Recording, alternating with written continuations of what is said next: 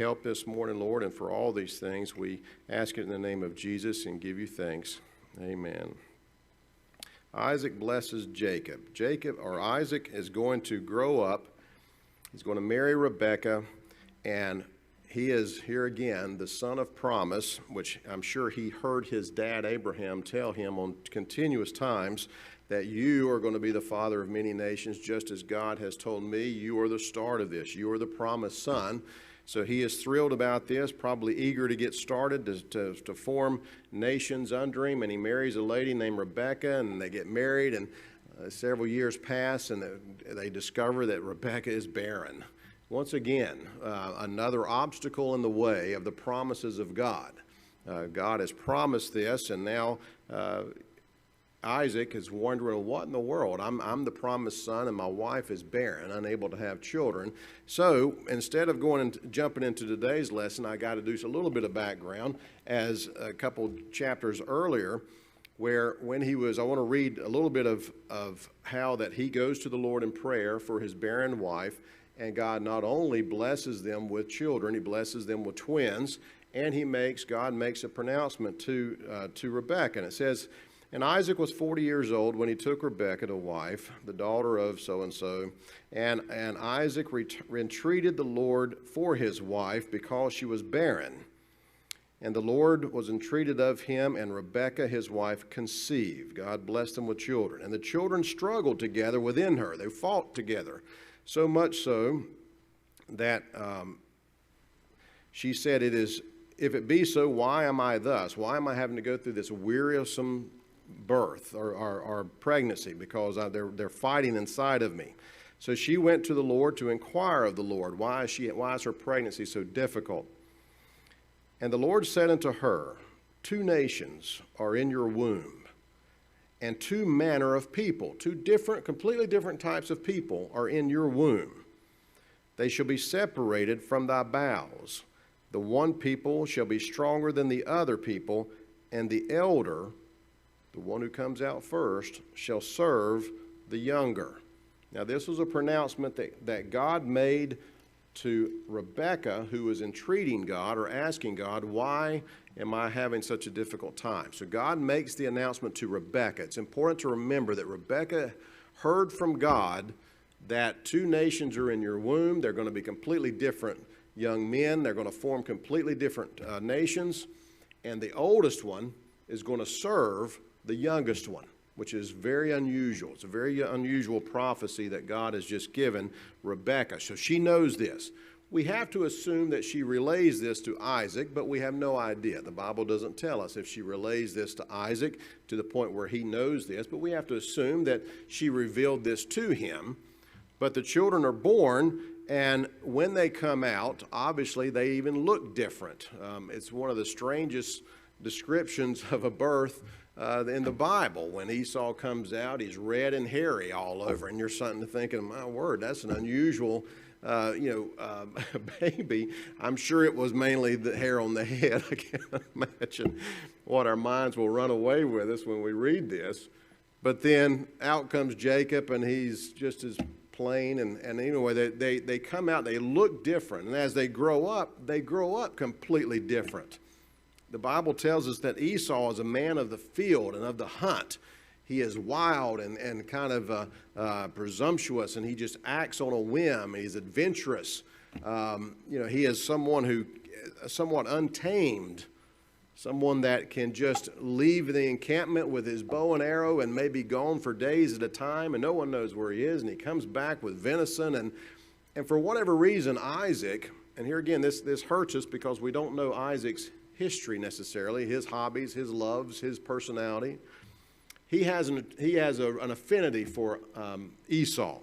Esau, the hunter, the outdoorsman, the adventurer, the field guy, he's the man's man with the big hands, and he's been out in the earth and all that. But Jacob's completely opposite of Esau.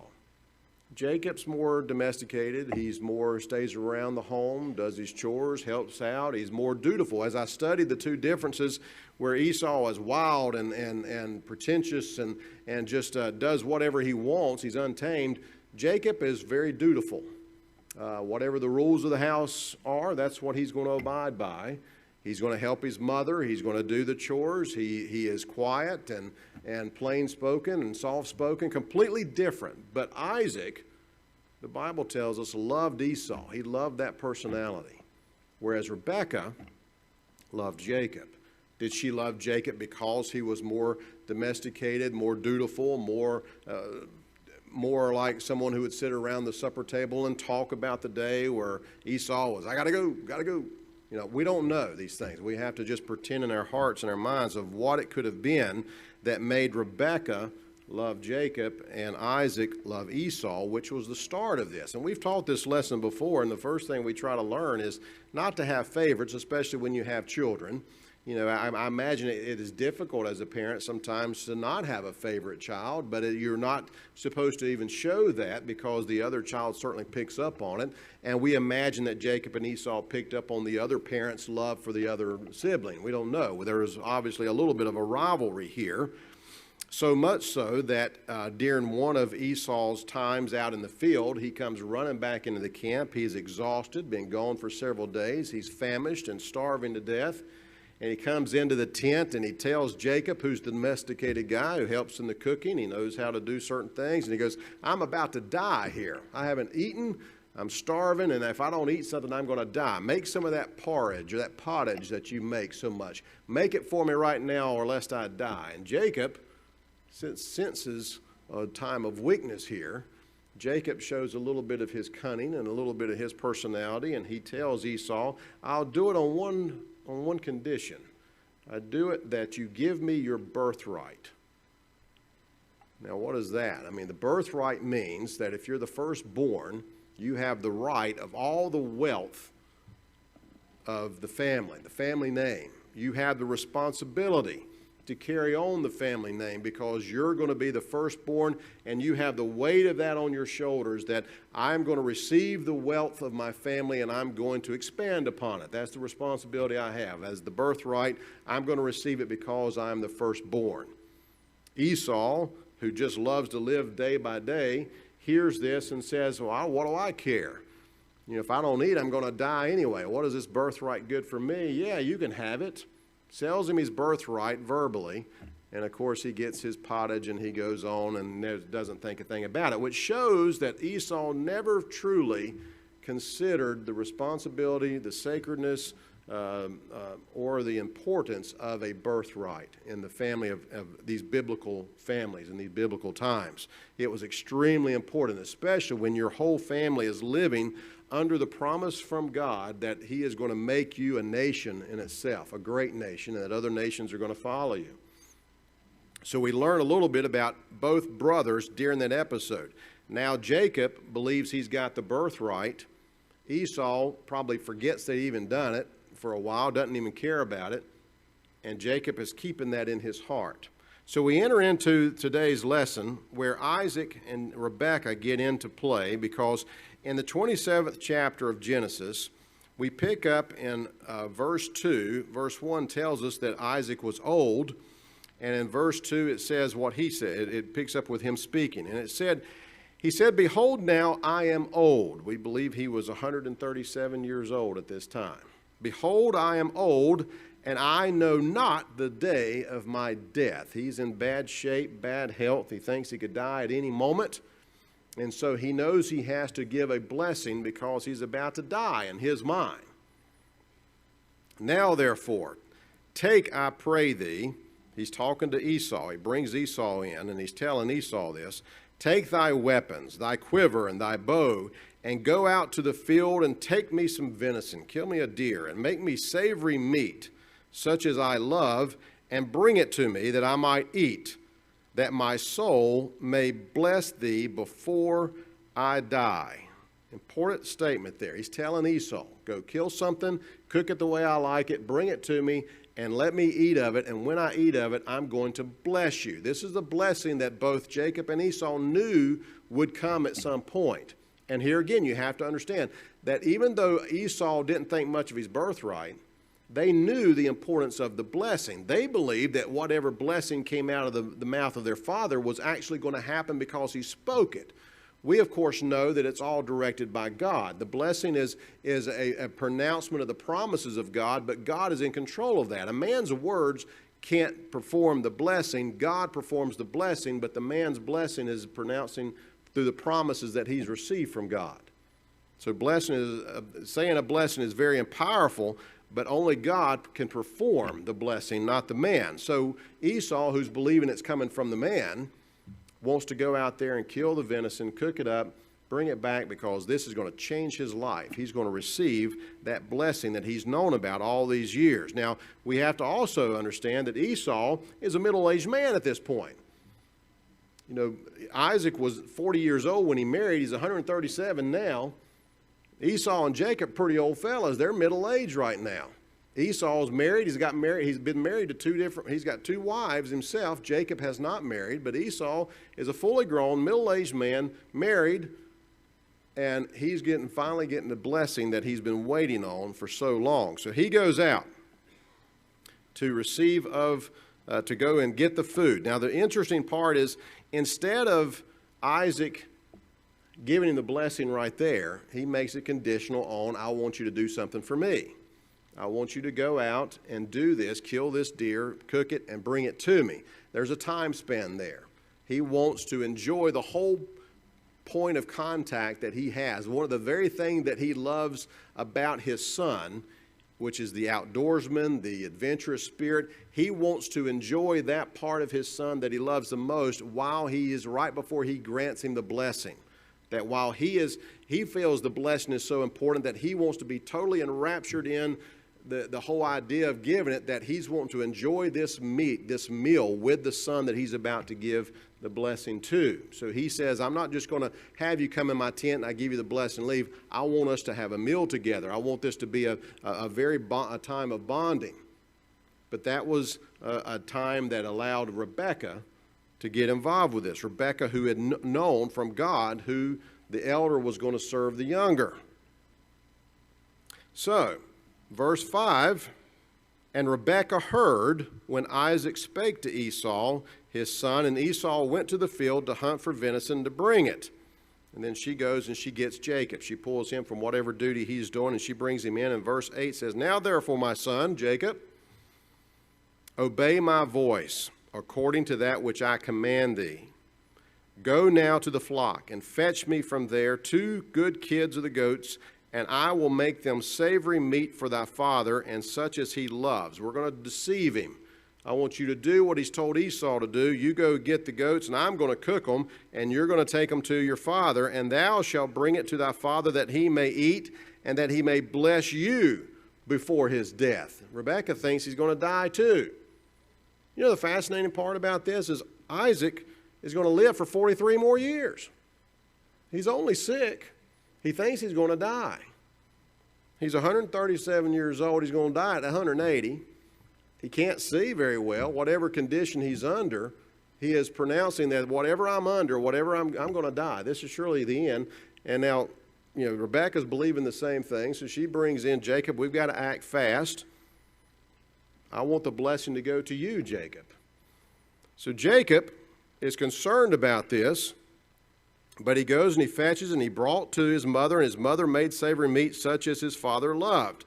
Now, what's not in your scripture is important, because Jacob here, who is cunning, he's conniving as well, he's worried because a blessing, if you deceive your father who's about to give a blessing, you might get the curse, which was just as dramatic. If your father cursed you, then your descendants would be cursed. So Jacob, even though he is a conniver at heart, he is concerned over this. He's worried about it. So he complains to his mother, you know, how's this going to happen? And Rebekah took the goodly raiment of her elder son. This is not in your quarterly. I'm going to read it. She took the clothing of Esau, which were with her in the house, and put them upon Jacob, her younger son. And she put the skins of those goats that they just killed, the goat skins, upon, boy, Esau must have been a hairy fella. I mean, she put goat skins on his hands just to mimic what Esau felt like, and upon the smooth of his neck. And she gave the savory meat and the bread which she had prepared into the hand of her son Jacob, and he came into his father, and he said, my father. And he says, here am I. Who art thou, my son? So Isaac, who can't see very well at all, is asking, who is this? Because the voice is throwing him off a little bit. And Jacob said unto him, I am Esau, thy firstborn. The first lie, he says. I have done according as thou hast bid me.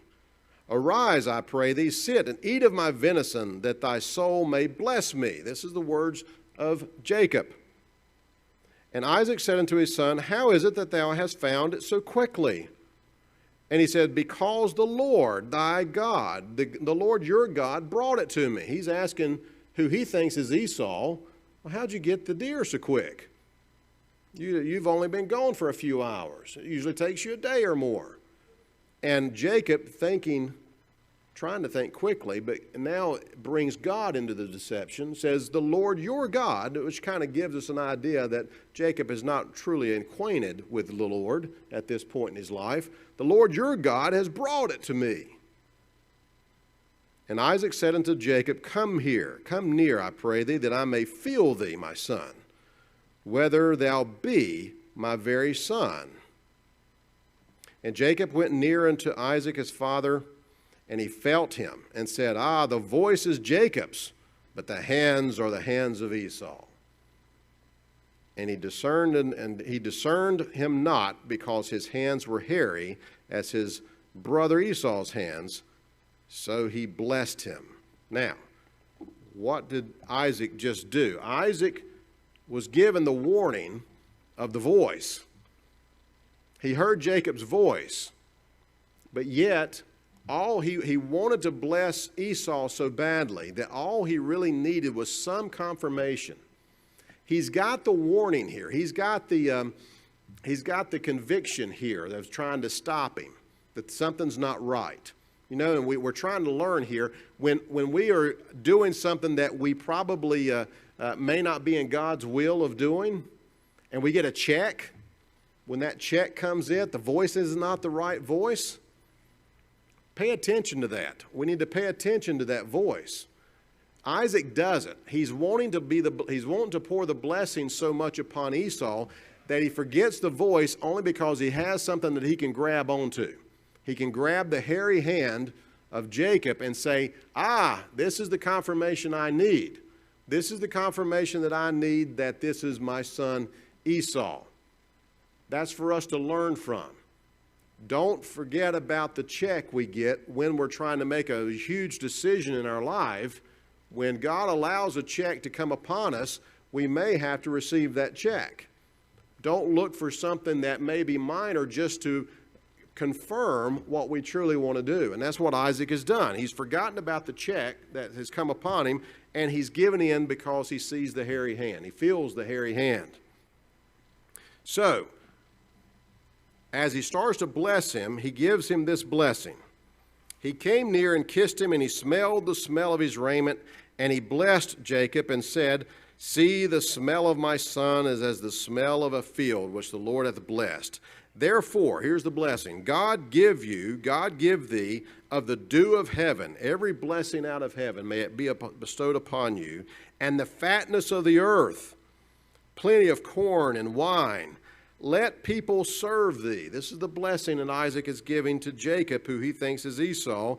And let nations bow down to thee, to be Lord over thy brethren, and let thy mother's son bow down to thee. Cursed be everyone that curseth thee, and blessed be he that blesseth thee. That's the blessing that he gave Jacob. Now here again, we have to remember the importance of how they conceive hearing a blessing from their father, what they believe that means for them. They believe that what their father has just given them in this blessing is actually going to happen, and they're going to walk in faith of that blessing. They receive that blessing because they know that their father is repeating a promise that he had received from God Almighty, and that God's going to make this happen. So this is quite the astounding blessing. This is why Jacob was willing to deceive his own father. He was willing to to do something against his brother who had given him the birthright, And worst of all, he was willing to incorporate God into the deception by saying, God has allowed me to come this quickly back to you with this deer. God provided so that I could be here quickly. God's in favor of what we're about to do. And Jacob clearly has no indication or no relationship with God to our knowledge at this time. So several things have happened, but Isaac, because he is wanting to bless Esau, he's wanting to follow the traditions, he's wanting to follow who he loved the most instead of who God wanted. And here again, we're making an assumption that Isaac probably knew the prophecy that God gave Rebekah, that the elder will serve the younger. But yet his desire for the older, for Esau, triumphed over him in his old age to where he would say, no, it's going to be what I want. I know best, that the tradition is most important. So with this, the blessing has gone forth to Jacob. So Esau, who's still out there hunting, has found the deer, he's killed the deer, he's cooked it up, and he's ready to receive the blessing that he's waited his whole life. He's probably told his wives that, I'm going to go and get the blessing that I've been waiting for. All this is going to be mine, and it's going to be, it's going to multiply.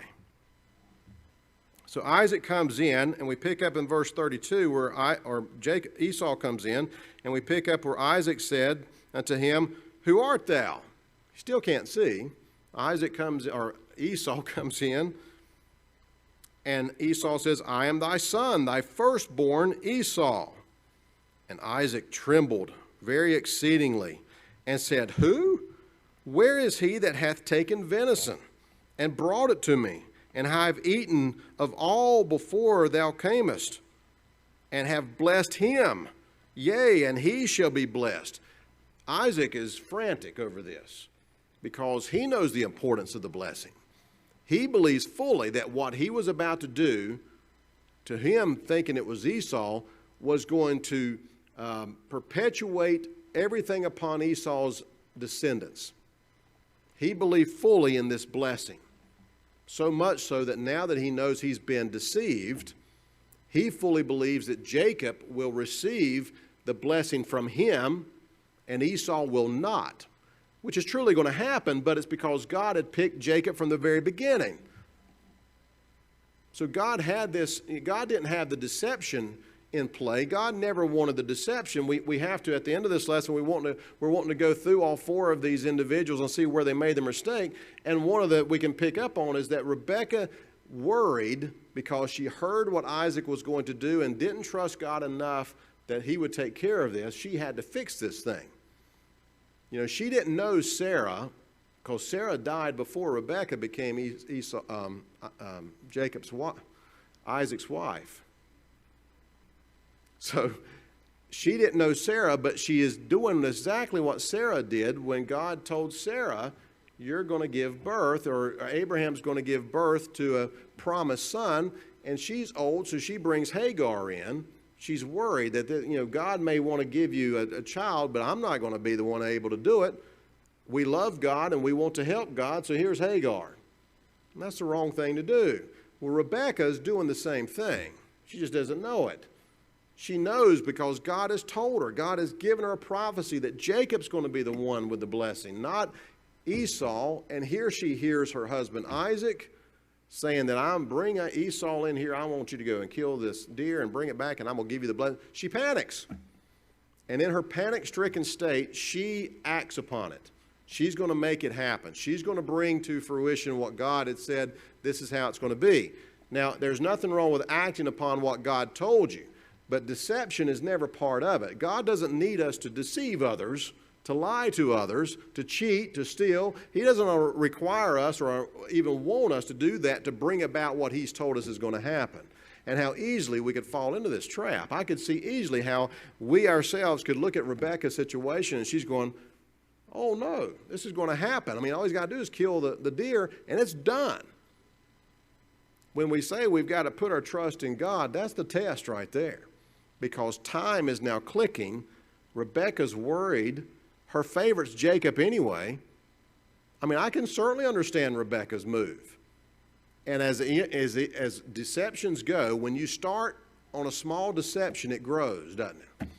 It's like when somebody says when you first tell the first lie, you usually have to tell other ones to back up the lie that you started with. It keeps growing, and the deception has kept growing. She just said, hey, your father can't see anything. Go kill a couple goats. We'll fix it up, and he'll bless you.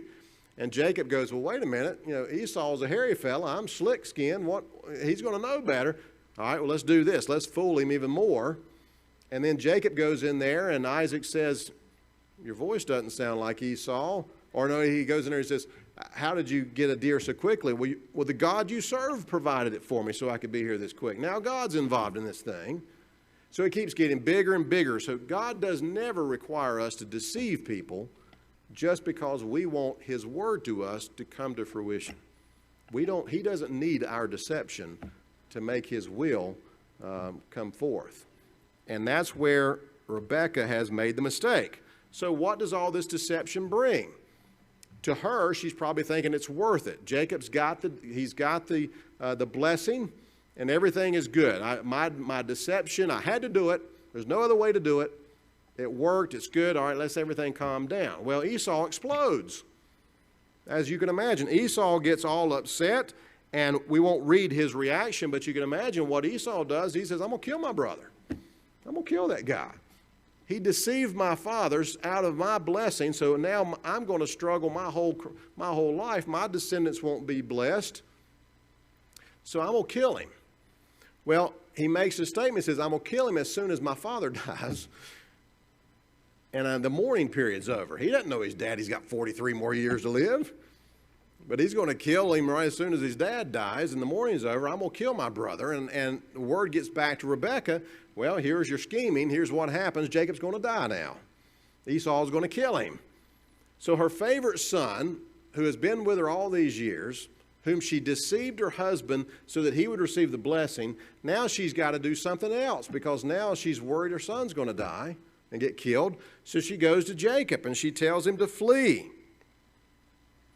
And let me just pick up on verse 32 and what she says. And these words of Esau about killing her son were told to Rebekah, and she sent and called Jacob, her younger son, and said to him, behold, thy brother Esau is touching thee, doth comfort himself, purposing to kill thee.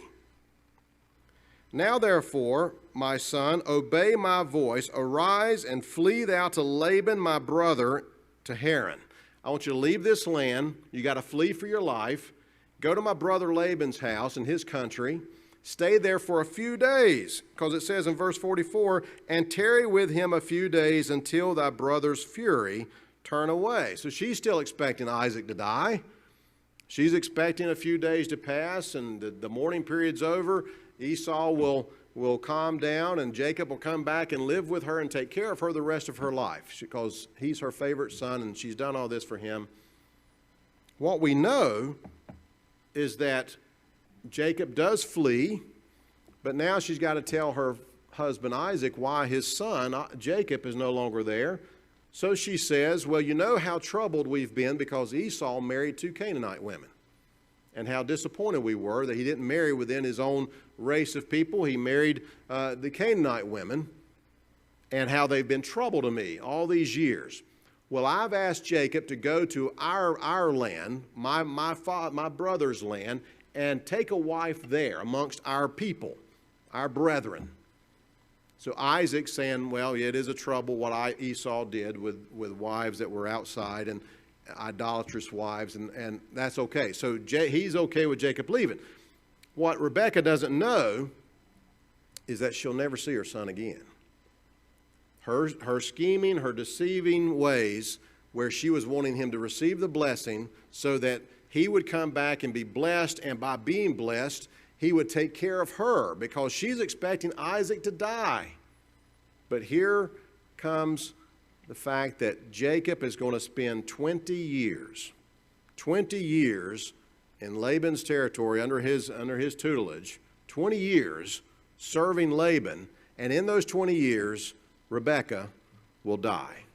She will die before Isaac dies. So she'll never see her son Jacob again, which gives us understanding once again that whenever you know God's will, when you hear God tell you something, when God informs you, of something that it's going to come to pass in your life, when he is bringing this to pass, I'm going to bless you in this manner. You do not have to act on yourself when you don't see it going that way. Don't panic. We are not to panic and fret and say, I've got to make what God's promise told me, make it happen by my own ways, even if I have to deceive others. God never wants us to deceive or to cheat or to lie to bring about his will, and that's what Rebekah fell prey to.